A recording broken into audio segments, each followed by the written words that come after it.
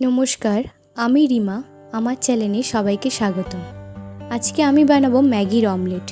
খুব অল্প সময় বাড়িতে থাকা সামান্য কিছু উপকরণ দিয়ে এই রান্নাটি করা যায়। কিছুই না, শুধু লাগবে 2 প্যাকেট ম্যাগি।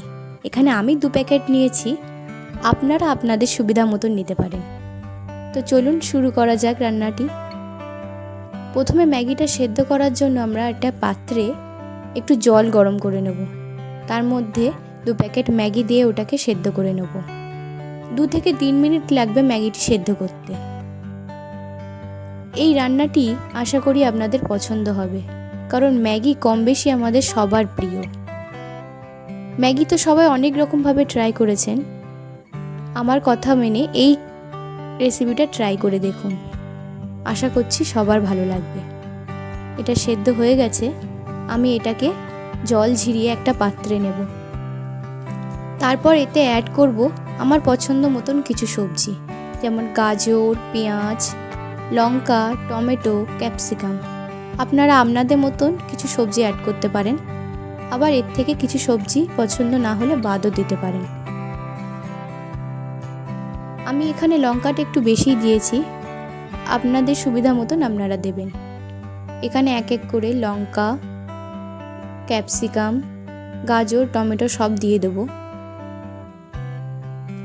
এই রান্নাটি যতটা খেতে সুস্বাদু হবে, ঠিক ততটাই হেলদি হবে, কারণ এতে অনেক সবজি পড়েছে।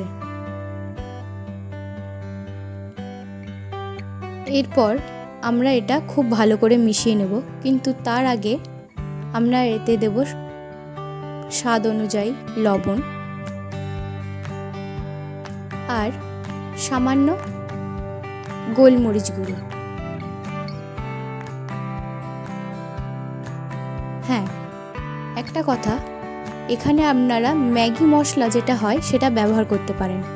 আমাদের বাড়িতে ওর টেস্টটা পছন্দ নয় বলে আমরা অ্যাড করিনি।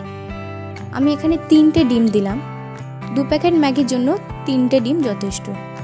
আপনারা আপনাদের পরিমাণ মতন ব্যবহার করবেন।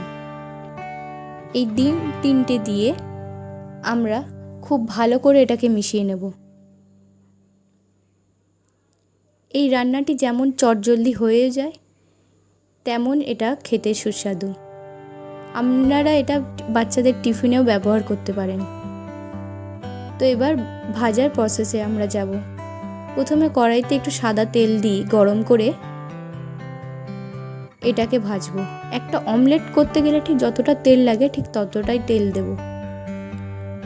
তারপর ঠিক অমলেটের মতন এটাকে চামচে করে তেলের উপরে দেব। এর থেকে আরও বড়ও করতে পারেন আপনারা। আমি এখানে একটা অমলেট যতটা বড় হয় ততটা বড় করলাম। এক পিঠ ভাজা হয়ে গেলে আর এক পিঠ উল্টে দেবো। সেই পিঠটা ভাজা হয়ে গেলে তুলে নিয়ে আমরা আর একটা দিলাম। এইভাবে অল্প অল্প করে দিয়ে একটা বেশ গোল আকৃতি তৈরি করব, ঠিক যেমন ডিমের অমলেট হয়। এক পিঠ ভালো করে ভাজা হয়ে গেলে এটাকেও তুলে নেব।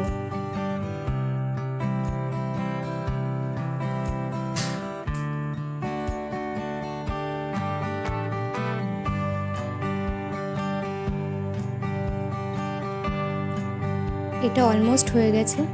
এবার আমরা এটাকে সাজিয়ে দেব। আপনারা আপনাদের খুশি মতন এটাকে পরিবেশন করতে পারেন। আমি এখানে টমেটো সস দিয়ে পরিবেশন করছি।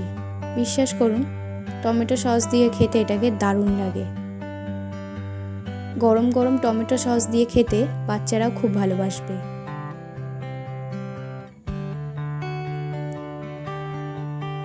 ভিডিওটি পছন্দ হলে একটা লাইক করে দেবেন আর একটা সাবস্ক্রাইব করে দেবেন। ভিডিওটি দেখার জন্য অনেক অনেক ধন্যবাদ। দেখা হবে পরের একটি ভিডিও।